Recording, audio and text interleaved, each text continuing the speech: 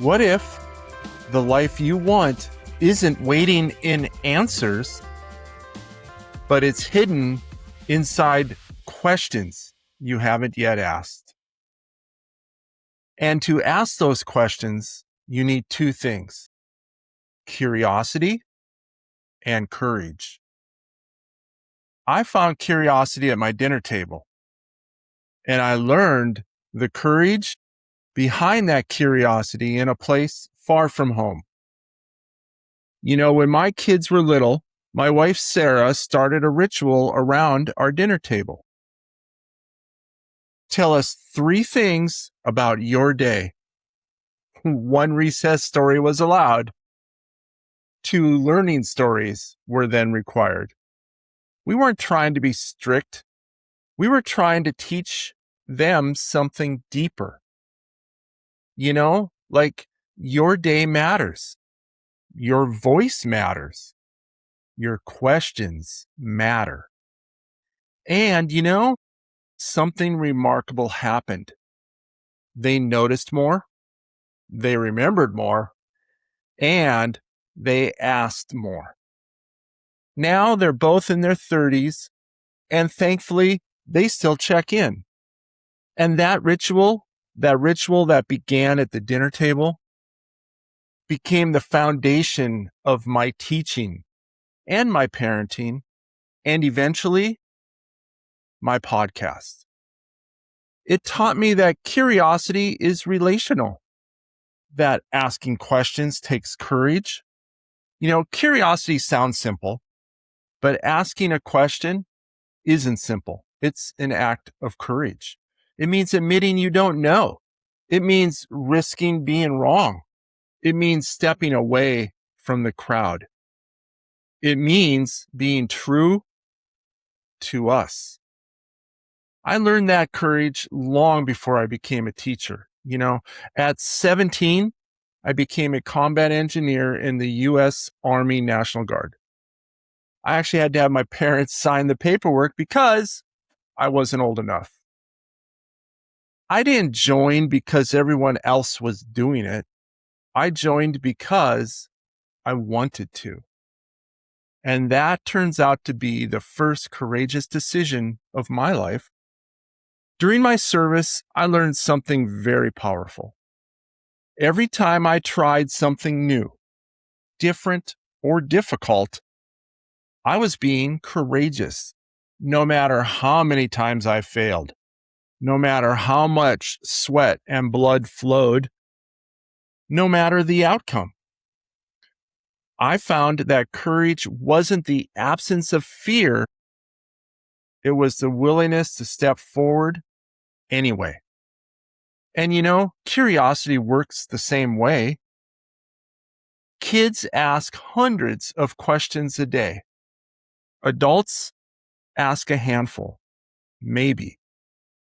Somewhere along the way, curiosity becomes inconvenient. And the people I've interviewed on my podcast have shown how to change that inconvenience. There's Bobby, a high school math teacher. She loved high school. She hated math. But curiosity kept her walking into her teacher, Mr. Medina's classroom every morning saying, "Can you explain it again?" That's courage. There's Keely. She's now a college student advisor. Her advisor in high school told her she wouldn't get into college, especially the ones she wanted. Curiosity pushed her to ask, "Why not me?" That's courage. There's Jacqueline, a researcher, spent years undiagnosed with ADHD because no one asked the right questions. Now she wants to redesign education. That's courage. There's Kenzie, the teacher. She teaches, of all things, kindergartners. You know, those tiny humans overflowing with curiosity? She protects that curiosity with safety and kindness. That's courage. There's Corey, the intrepid traveler and curious adult and pain-in-the-butt student.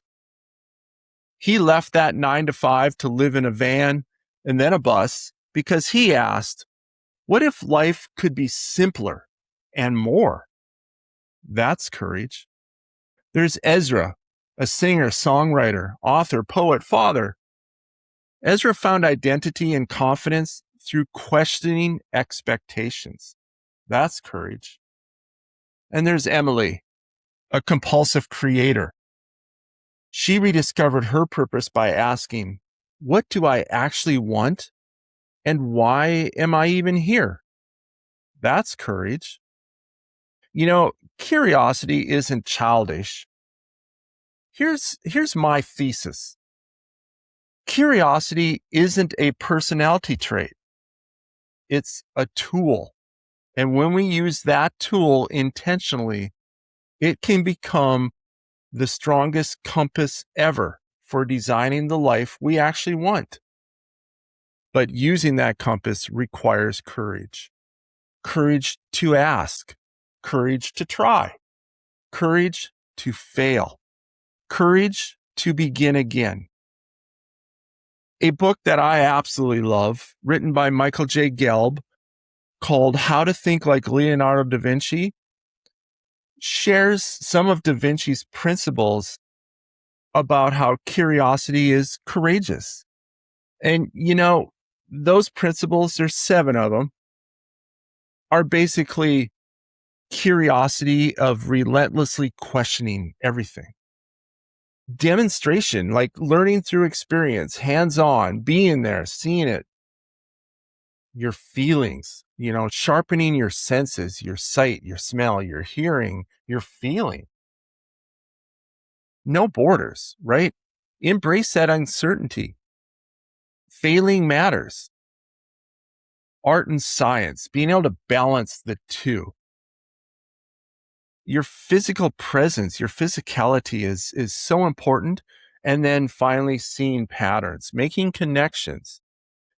Because of these 7 principles, Da Vinci wasn't magical. We kind of think of him as magical, like there's no way he could have done all that. But what Da Vinci was intentional and courageous. He was courageous enough to stay curious and be intentional.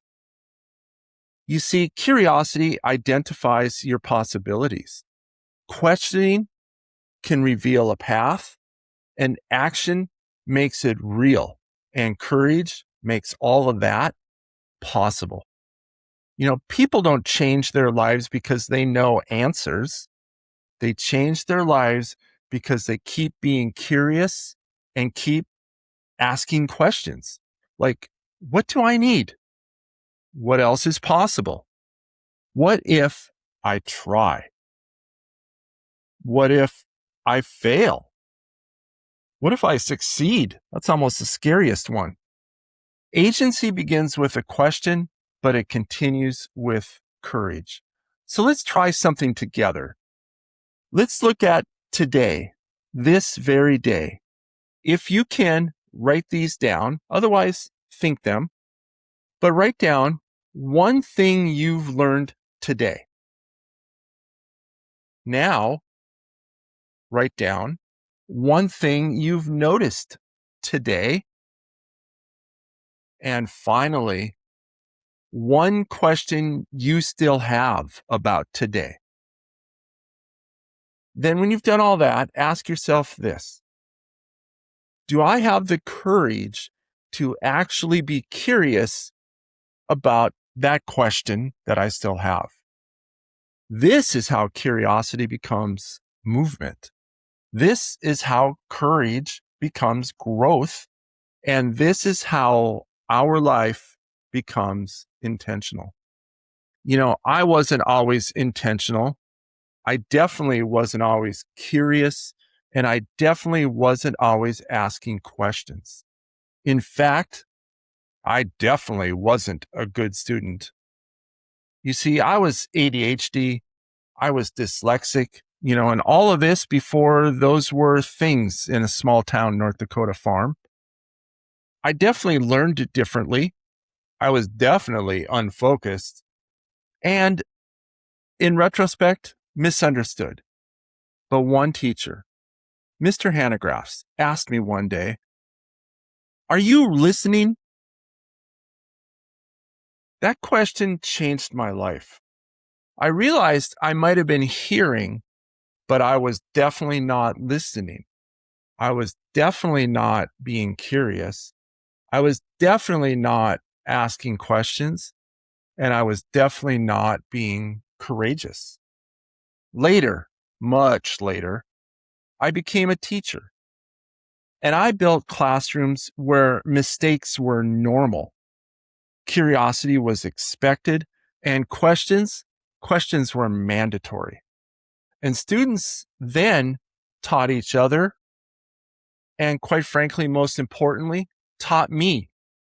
My students met me where I was after surgeries, after hard days, during hard days, even when I didn't know I needed it, they were there.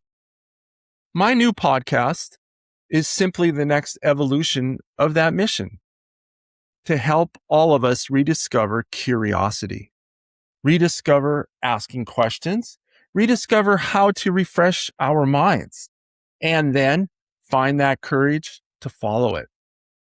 So, what do I think?